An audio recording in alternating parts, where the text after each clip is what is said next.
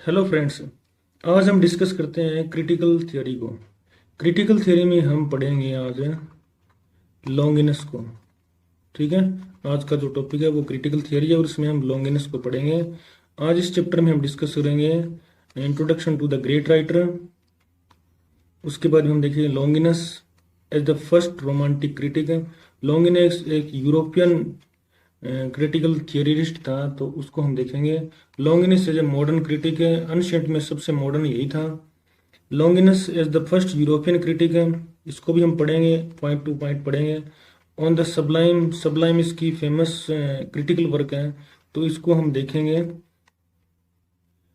और source of the sublime, अब देखेंगे कि लॉन्गिनस ने क्या क्या सोर्स बताए हैं सब्लिमिटी को प्राप्त करने के। एंड लास्ट में हम इसका सम अप करेंगे। तो फ्रेंड्स, अगर आप चैनल पे नए हैं तो सब्सक्राइब करें और वीडियो को लाइक और शेयर जरूर करें। ठीक है, तो चलिए शुरू करते हैं वीडियो को। Introduction to the great writer. Longinus is the first romantic critic. Longinus पहला रोमांटिक क्रिटिक है। He is a pioneer in the field of literary appreciation. ये एक पाइनियर था लिटरेरी अप्रिसिएशन में। On the sublime is the first and a unique treatise on style. Style के ऊपर एक बड़ा ही अनोखा ग्रंथ है जो सबलाइम इसने लिखा है। His prescriptions for sublimity are universal. इसने जो सीमाएं बनाई है सब्लिमिटी को प्राप्त करने के लिए वो एक यूनिवर्सल है। He asks quite different questions about literature from those asked by Plato and Aristotle. जो अरिस्टोटल ने क्वेश्चंस पुट किए थे ना, उससे बिल्कुल डिफरेंट उसके क्वेश्चंस है लिटरेचर को बताने के लिए। हिज विजन इज लार्ज, उसका विजन भी लार्ज है। His constantly views poetry in relation to the author and the time of author. उसका जो विजन है वो सिर्फ relation to author and time of the author, poetry को रिगार्डिंग, पोइट्री के regarding. He makes use of both the historical and thought provoking comments. उसने दोनों का यूज किया है, चाहे वो हिस्टोरिकल्स हो और फिर कॉमेंट्स हो जो थॉट प्रोवाइकिंग होते हैं। His mind is free from prejudice, बिना किसी पक्षपात के उसका दिमाग फ्री था। A great deal of his work is original and is of permanent और यूनिवर्सल सिग्निफिकेंस। और इसका यही काम है, उसको परमानेंट और यूनिवर्सल बनाता है। He attaches importance to emotions, imagination and beauty of words. ये बहुत ही इंपॉर्टेंट पॉइंट्स है फ्रेंड्स हैं।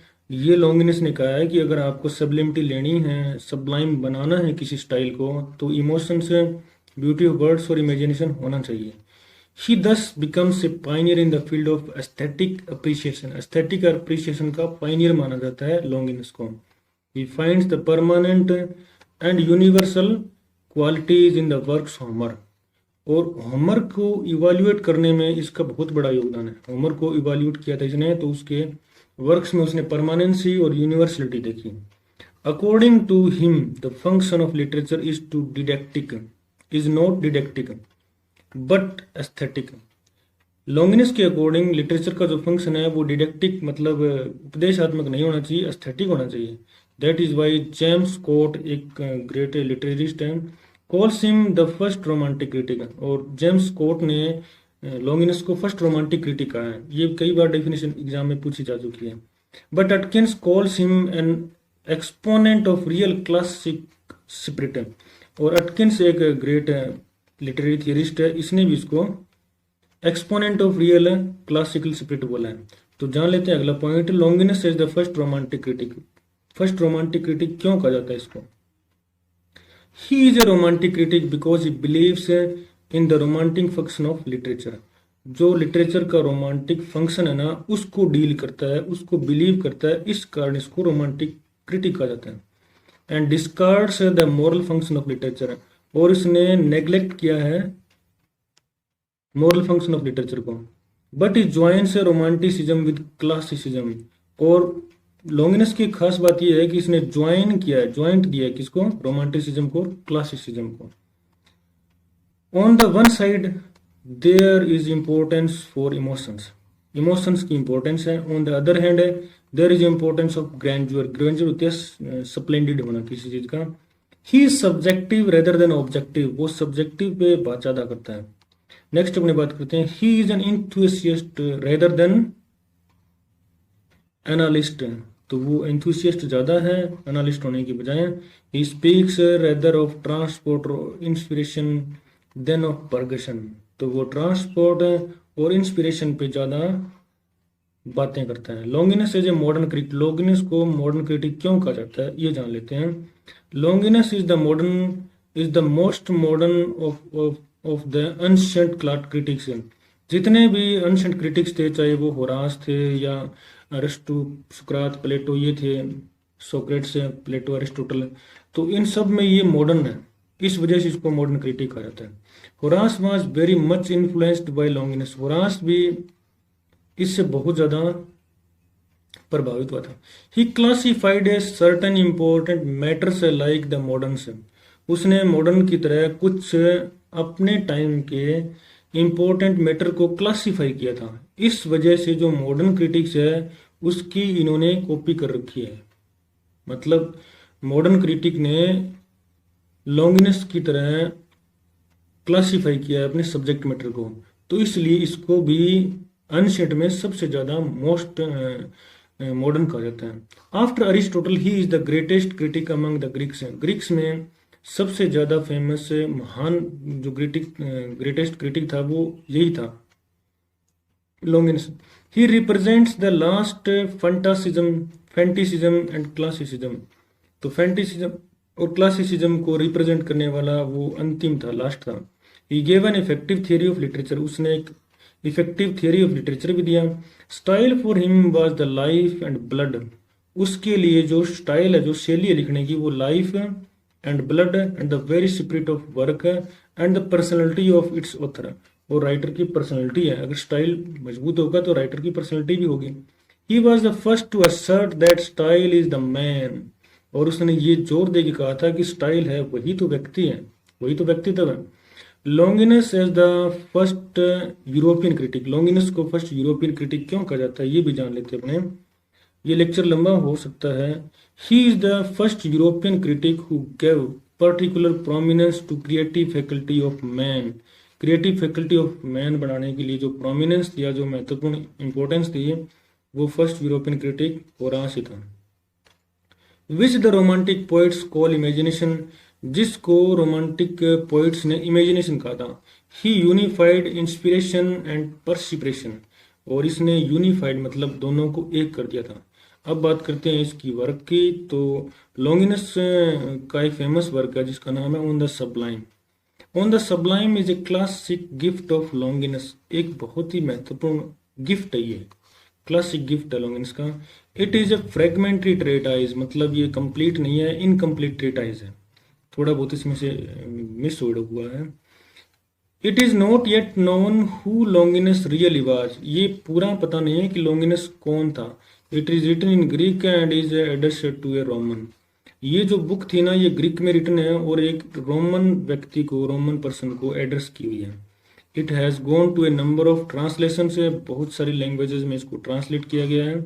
Never the less it is a bright essay on style, और ये एक फेमस और बहुत ही इंपॉर्टेंट ऐसे है स्टाइल के ऊपर, लिटरेरी स्टाइलिस्ट के लिए। According to Longinus the purpose of greatest writers has been to introduce, to delight and to persuade, तो तीन इसने टारगेट बताए, introduce, delight and to persuade. ठीक है फ्रेंड्स, है और यही ड्राइडन ने बताया, लेकिन ड्राइडन का कुछ अलग है, वो हम आगे डिस्कस करेंगे। But their greatness lies in sublimity, लेकिन इनकी ग्रेटनेस है ना वो सबलिमिटी में है। Sublimity is the echo of a great soul, ये बहुत इंपॉर्टेंट डेफिनेशन है, ऑफ ए लॉफ्टी माइंड है। It is not merely an excellence of language, it is the note that rings from a great mind, मतलब एक mind से बजने वाली तारे हैं ये तो। A work of genius must aim at ecstasy, हो सकता है कि ए वर्क ऑफ जीनियस है वो एक्सटेसी को प्राप्त करे, तो ये उसकी कंडीशन है। In Indian terms it is combination of Satyam, Shivam and Sundaram, भारतीय संदर्भ में कहा जाता है सत्यम, शिवम, सुंदरम का कॉम्बिनेशन है सबलिमिटी। The true, the good and the beautiful that makes a work sublime, और इसी वजह से एक वर्क सब्लाइम होता है। अब हम बात करते हैं जो लॉन्गिनस ने सोर्स ऑफ सब्लाइम बताए। Longinus finds 5 principal sources of the sublime. The first two of which are largely the gifts of nature. Remaining three the gifts of art. तो तीन तो आर्ट के गिफ्ट हैं और दो नेचर के गिफ्ट हैं. पहला कौन सा है? Grandeur of thought. सेकंड है कैपेसिटी ऑफ स्ट्रॉन्ग इमोशंस है. और थर्ड है appropriate use of figures. Figures का मतलब यहाँ पे इमेज हो सकता है. नोबिलिटी ऑफ डिक्शन ये फोर्थ है. और लास्ट अपना फिफ्थ है वो है डिग्निटी ऑफ कंपोजिशन और happy synthesis of all the precedings elements हैं. एक सिक्स्थ और मान लेते हैं अपने ट्रू और फॉल्स सबलिमिटी. तो इनमें भी अपने डिफरेंस करेंगे. ये बहुत बार एग्जाम में 6 पॉइंट पूछा गया है. चलिए शुरू करते हैं. Grandeur of the thought. Nobody can produce a sublime work unless his thoughts are sublime. जब तक कि उसके विचार उच्च नहीं होंगे तो वो उच्च कोटि की उच्च स्टाइल की कोई वर्क प्रोड्यूस ही नहीं कर पाएगा. For sublimity is the echo of greatness of soul. It is impossible for those whose lives are full of mean. उन लोगों के लिए इम्पॉसिबल है जिनकी life mean and servile ideas and habits to reproduce anything that is admirable and worthy of an immortal life. तो उन लोगों के लिए पॉसिबल नहीं है. It is only natural that great accents should fall from the lips of those whose thoughts have always been deep and full of majesty. तो उन्हीं लोगों के लिप से सबलिमिटी के वर्ड्स निकल सकते हैं. Stately thoughts belong to the loftiness minds. तो ये लॉन्गिनेस ने एक डेफिनेशन दी थी कि सबलिमिटी कौन प्रोड्यूस कर सकता है. तो जिनका लॉफ्टी माइंड है, जिनमें मजेस्टी है, वही लोग प्रोड्यूस कर सकते हैं. Therefore he who would attain distinction of style, जिसका स्टाइल होगा, must feed his soul on the works of a great masters as Homer, Plato and Demosthenes. ये तीनों ही ग्रीक क्रिटिक्स थे, राइटर्स थे, जिनके वर्क्स को इन्होंने स्टडी किया और उनकी सोल्स को समझा कि वो फीड करते हैं नहीं करते हैं. However what Longinus has in mind is not mere imitation. Longinus ने केवल यही नहीं कहा है कि मैं जो बता रहा हूँ वो केवल इमिटेशन हो और बोरोविंग या फिर उधार लेके कुछ लिखा जाए. But that man catch fire from the spirit of others. तो इसने कहा है कि दूसरों की भावनाओं से आग पकड़ो. इसका मतलब यह है कि उनसे प्रेरणा लो, आप इंस्पिरेशन लो. इंस्पिरेशन बहुत जरूरी है कोई चीज आइडिया प्रोड्यूस करने के लिए. कैपेसिटी फॉर स्ट्रॉन्ग इमोशंस, दूसरा पॉइंट हमारा ये था जो कि सबलिमिटी के लिए सोर्स है. The second source of sublimity is an vehement and inspired passion. Longinus asserts that nothing contributes more to loftiness of tone in writing plain genuine emotions. Emotions तो होने ही चाहिए उसमें. It is for this reason that he prefers the Iliad to the Odyssey. तो ओडिसी की तुलना में वो Iliad को ज़्यादा ज़्यादा प्रेफर करता है. एंड डिमोस्थेनस टू सिसरो, और सिसरो की तुलना में डिमोस्थेनस को ज़्यादा पसंद करता है. But the emotions have to be true emotions. अब इमोशंस है वो ट्रू होने चाहिए, फॉल्स नहीं होने चाहिए. And in the right place, और इमोशंस भी राइट प्लेस में होने चाहिए. हम देखते हैं कि प्ले में डायलॉग्स बहुत इंपॉर्टेंस रखते हैं. तो यही वजह है कि वो emotions true to the place and true to the character होने चाहिए. He thus justifies emotions more artistically than Aristotle. और इस प्रकार हम देखते हैं कि ये बहुत ज़्यादा जस्टिफाई करता है लॉन्गिनेस इमोशंस को rather than Aristotle. Appropriate use of pictures. तो पिक्चर्स क्या होती हैं ये देख लेते हैं. The third source of attaining excellence of style is the use of figure of speech. Figure of speech हम देखें क्या है ये, यहाँ पे वो नहीं है लिटरेशन वगैरह. Which he considers very important and so devotes nearly 1/3 of his work in it. और लगभग 1/3 जो इस ट्रेटाइज में सबलाइन में लिखा हुआ है वो सारा उसने फिगर ऑफ स्पीच के ऊपर या यूज ऑफ पिक्चर्स के ऊपर कंसंट्रेट किया है. He shows great discrimination and originality of thinking in his treatment of subject.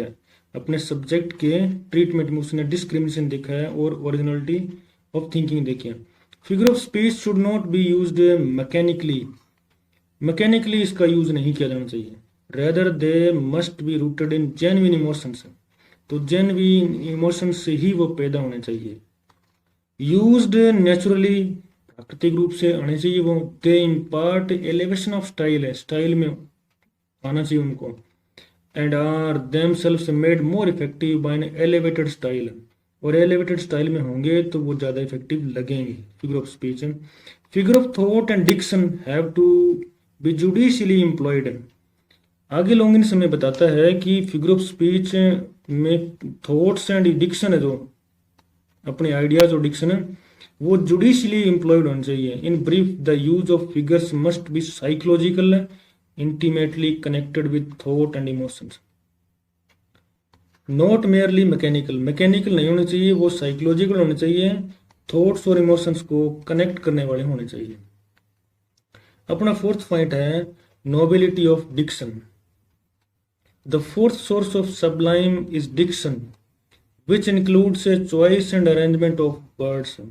Dickson में, जिसको शब्द चयन बोलते हैं, इसमें आता है arrangement of words and choice and the use of metaphors and ornamental language.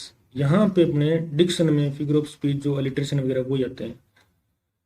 The discussion of diction is incomplete because 4 leaves of this part of the book are unfortunately lost. Discussion, जो Dickson पे discussion है उसके कुछ parts missing है, क्योंकि वो 3-4 page he lost हो गए, तो ये इनकम्प्लीट है।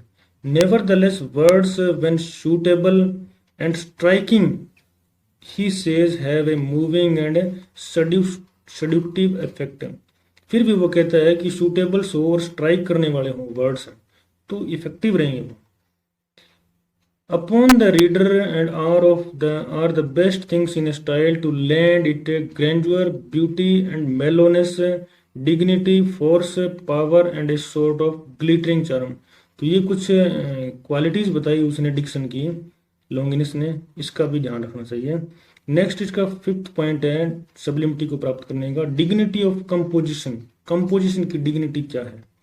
The fifth source of sublime is the dignity of composition, that is a dignified composition or the arrangement of words। तो डिग्निफाइड होना चाहिए कंपोजिशन, और वर्ड्स का अरेंजमेंट है वो भी डिग्निफाइड होना चाहिए। It should be one that blends thought, ऐसा होना चाहिए इसमें ब्लेंडिंग हो, thoughts, emotions, figures and words themselves, the preceding से 4 elements of sublimity into a harmonious whole।